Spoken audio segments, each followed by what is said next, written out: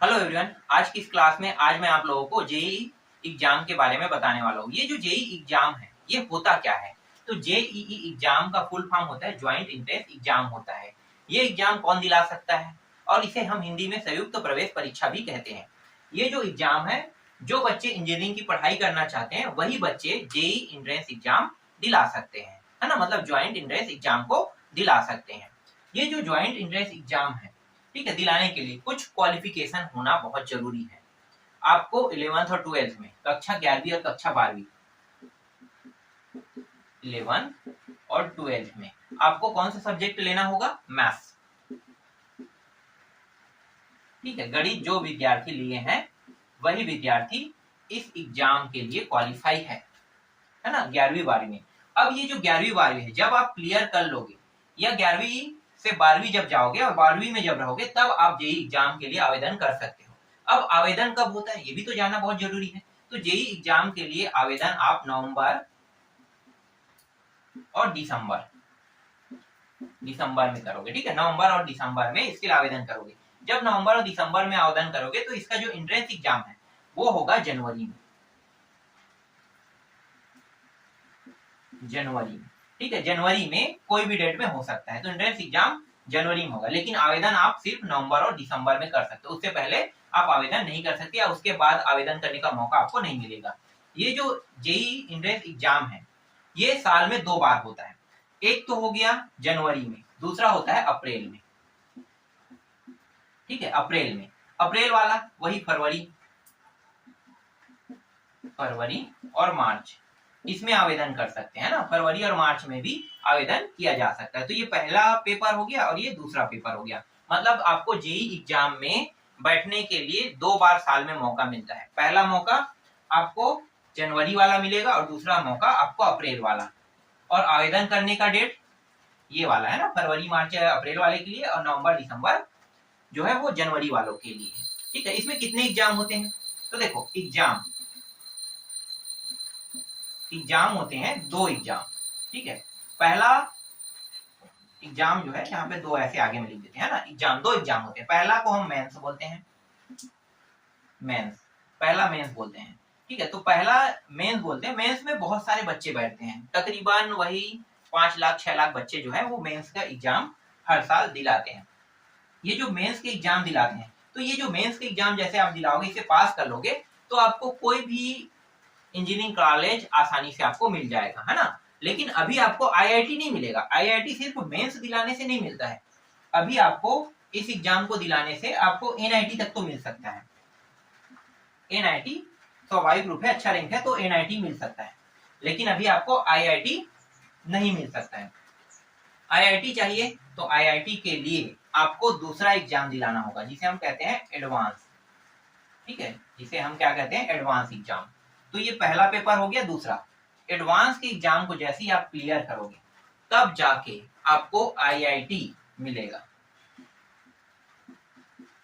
IIT ऐसा ना, तो इसे हम आईआईटी कहते हैं। तो आईआईटी तब जाके मिलेगा। समझ में आ गया? आईआईटी कब मिलेगा? जब आप मेंस को पास आउट कर लेते हो, फिर आप एडवांस दिलाते हो, तब आपको आईआईटी मिलेगा। अब देखो, इसमें जो रैंक है ना, रैंक के ऊपर डिसाइड है कि आपको कौन से जो इंजीनियरिंग क्लासेस है वो मिलेगा। हो सकता है कंप्यूटर साइंस आपको चाहिए तो कंप्यूटर साइंस के लिए आपको रैंक बहुत कम चाहिए, बहुत कम से मतलब है कि जो 100 है ना, 100 से 300 या 400 के अंदर आना चाहिए, ठीक है। कंप्यूटर साइंस एक रेयर सब्जेक्ट है। रेयर सब्जेक्ट इसलिए कह रहे हैं क्योंकि इसके जो इंजीनियरिंग क्लासेस है बहुत कम है और उसके मांग बहुत ज्यादा है। तो बहुत ज्यादा भी हमारे यहाँ ना, जो इंडिया में बहुत ज्यादा इंस्टीट्यूट भी नहीं है, उसमें बहुत सारे बहुत ज्यादा कह सकते हो क्लास भी नहीं है। तो आपको 1 से लेके 400 तक के रैंक लाना होगा, तभी आपको कंप्यूटर साइंस मिलेगा। इसी तरीके से हर एक इंजीनियरिंग क्लासेस जैसे सिविल से संबंधित है ना, इंफॉर्मेशन टेक्नोलॉजी से संबंधित है, तो जैसे आप कह सकते हो बीटेक भी बोल सकते हो ना, बैचलर ऑफ इंजीनियरिंग वाला। तो ये जो हर एक इंजीनियरिंग क्लासेस है वो रैंक के ऊपर डिसाइड है। तो आपको रैंक के हिसाब से इंजीनियरिंग क्लासेस मिलेगा। ऐसा नहीं कि आप इसमें पास आउट हो गए एडवांस में तो आपको आसानी से जो चाहिए वो क्लासेस आपको मिल जाए, नहीं, रैंक के ऊपर डिसाइड है। आपको कोई भी वीडियो में आपको नहीं बताएगा कि ये रैंक के ऊपर डिसाइड है। मैं आपको बता रहा हूँ कि ये जो रैंक है उसके ऊपर डिसाइड रहता है कि आप 1 से 100 के अंदर लाते हो तो आपको बहुत सारा बेनिफिट मिलता है, आपको ये 6 चीज चुनने का मौका मिलेगा, है ना। सिविल आप चुन सकते हो, कंप्यूटर साइंस चुन सकते हो, इंफॉर्मेशन टेक्नोलॉजी चुन सकते, इलेक्ट्रिशियन विभाग को चुन सकते हो, इलेक्ट्रॉनिक को चुन सकते हो। तो बहुत सारे विभाग हैं, है ना। इंजीनियरिंग के बहुत सारे मतलब कॉलेजे हैं, तो उन कॉलेजों में बहुत सारे पार्ट्स हैं इंजीनियरिंग के, तो उन पार्टों को आप चुन सकते हो, लेकिन इसके लिए आपको रैंक लाना होगा। अब ये जो मेंस है, इस मेंस से आप ना अपने राज्य के कोई भी इंजीनियरिंग कॉलेज को पा सकते हो, वहां के टॉप से टॉप को, ये अगर निकालते हो तब की बात है। लेकिन आईआईटी आप तभी पा सकते हो जब आप इसको निकालोगे। आईआईटी में बहुत ज्यादा स्कोप रहता है, इसलिए हर एक बच्चा ना आईआईटी पाना चाहता है, क्योंकि आईआईटी में जो पैकेज मिलता है, ये जो आईआईटी है इसमें जो पैकेज मिलता है वो बहुत बड़ा पैकेज होता है, छोटा मोटा नहीं। 40 लाख 50 लाख अगर आपको हमारे देश से बाहर देश में ले जाया जाता है, जैसे कि अमेरिका वाले आपको पैकेज देते हैं, तो वहां पे 5 करोड़ 6 करोड़ का पैकेज होता है, 2 करोड़ 3 करोड़ का पैकेज होता है, और ये पैकेज जो होता है वो हमेशा सालाना होता है। ये बात भी आपको पता होना चाहिए कि पैकेज हमेशा सालाना होता है। और हमारे इंडिया में अगर आपको पैकेज मिलता है तो 30 लाख 40 लाख का पैकेज मिलेगा। तो अन्य देशों के मुकाबले अगर हमारे देश में मिल रहा है, क्योंकि अन्य देश जो है उसके मुद्राएं जो है वो हमसे ज्यादा है, बढ़ा है। अमेरिका में देखो ना, हमारा 1 रुपया कितना होगा भाई, बहुत कम होगा, और वहां का $1, तो वहां के $1 जो है वो हमारे अभी कंट्री के 86 रुपये के बराबर है। तो भाई 86 गुना आप कह सकते हो। तो अगर आपको 40 लाख का पैकेज इंडिया में मिल रहा है और आपको अमेरिका में 2 लाख या 5 लाख का पैकेज मिल रहा है, तो 86 गुना होगा क्या? नहीं होगा ना। तो वहां की मुद्रा हमारे मुद्रा से ज्यादा है, उसके हिसाब से पैकेज मिलता है। ठीक है, तो जो पैकेज के हिसाब से पढ़ाई करते हैं इसीलिए करते हैं कि मेंस दिलाने के बाद एडवांस, और आपको बेहतर भविष्य के लिए ये जो आईआईटी है वो आप दिला सकते हो। तो लोग वही करते हैं कि बेहतर भविष्य के लिए दिलाते हैं, क्योंकि पैकेज बहुत बड़ा होता है। ठीक है, अब ये तो मोटी मोटी बातें होगी, है ना। अब आपका सब्जेक्ट कौन सा होगा और कितने कितने नंबर का आता है, तो देखो जो सब्जेक्ट है, पहला जो है वो गणित है, दूसरा सब्जेक्ट रसायन, तीसरा सब्जेक्ट भौतिकी। 3 सब्जेक्ट होते हैं ना, पहला गणित, दूसरा रसायन, तीसरा भौतिकी होता है।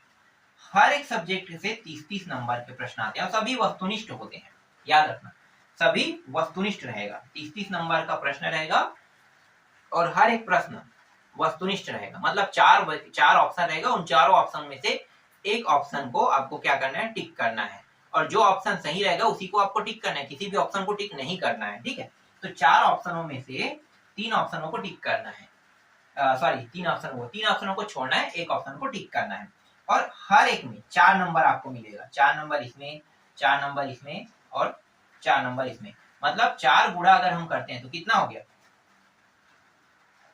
120, है ना। ये भी 120 और ये भी 120, मतलब 120 120 120 नंबर का एक एक सब्जेक्ट से प्रश्न आएगा। और यहाँ पे जो माइनस मार्किंग रहेगा, अगर आप गलत करते हो तो आपका नंबर भी तो कटेगा ना। सही करने पर आपको 4 नंबर मिलेगा, लेकिन गलत करने पर आपका नंबर काटा जाएगा 1-4।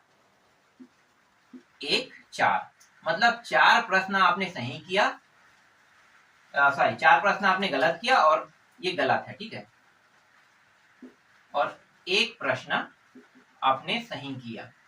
तो देखो 4 प्रश्न आपने क्या कर दिया, गलत, और 1 प्रश्न आपने सही किया, तो आपको कितना नंबर मिलेगा, 0। ठीक है, क्योंकि 1-4 का मतलब तो यही होता है कि 1 प्रश्न सही होने पर आपको 4 नंबर मिलेगा, लेकिन 4 प्रश्न गलत हो गया तो 4 प्रश्न गलत होने पर इन दोनों का क्या हो जाएगा, बराबर हो जाएगा, तो बराबर होने पर 0 अंक आपको प्राप्त होगा। तो इस तरीके से इसे बैलेंस किया जाता है। समझ में आ गया?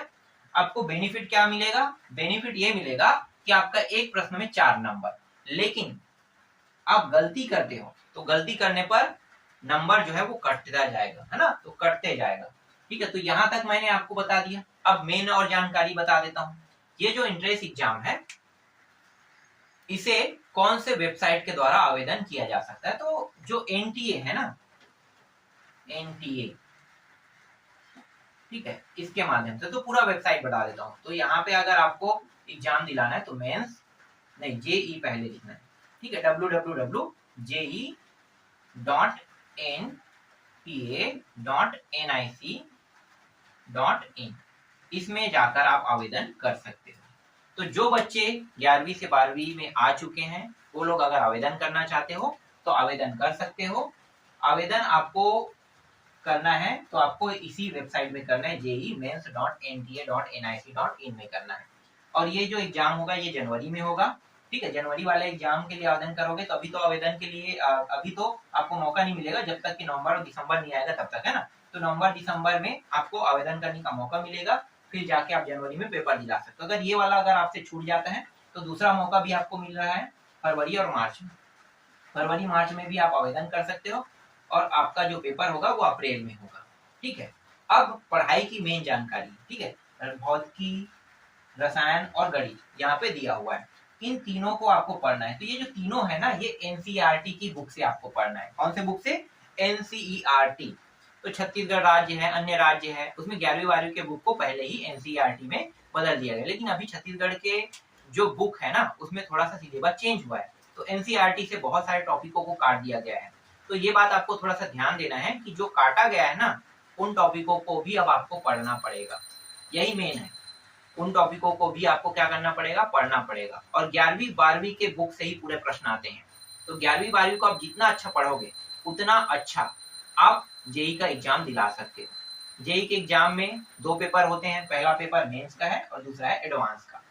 मेन जो है ये सामान्य कॉलेज पाने के लिए हो जाएगा, और जैसे ही आप सामान्य कॉलेज पा लोगे और आपको नहीं लगता है कि मुझे सामान्य कॉलेज में पढ़ना है, आपको बड़े कॉलेज में पढ़ना है, आईआईटी में, तो आपको एडवांस दिलाना होगा, तभी आपको एनआईटी और ये जो आईआईटी ये मिल जाएगा। इसमें एनआईटी तक के तो मिल जाता है, एडवांस अगर आप क्लियर नहीं करते तो भी एनआईटी मिल जाता है, लेकिन आईआईटी चाहिए तो आपको एडवांस दिलाना होगा। अब पढ़ाई के बारे में बात कर लेते हैं, गणित, रसायन और भौतिकी, है ना। गणित, रसायन, भौतिकी, इसके लिए बहुत सारे ऑनलाइन क्लासेस चल रहा है।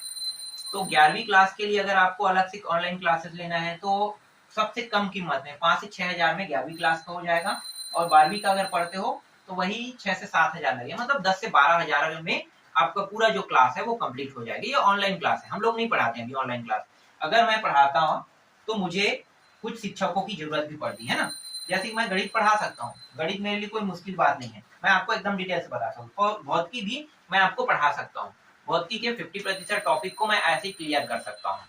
तो भौतिकी भी मेरे लिए बड़ी बात नहीं है, लेकिन इनके कुछ टॉपिक ऐसे हैं जिनको मुझे उदाहरण देके समझाना पड़ेगा, तो उन टॉपिक के लिए मुझे ज्यादा प्रैक्टिस करना पड़ेगा। तो इससे ज्यादा बेटर होगा कि मुझे उसका शिक्षक मिल जाए, है ना। तो शिक्षक, रसायन का भी शिक्षक और इसका भी शिक्षक मिल जाए, तभी मैं ये जो जेई इंट्रेंस एग्जाम है इसका क्लास ले सकता हूँ।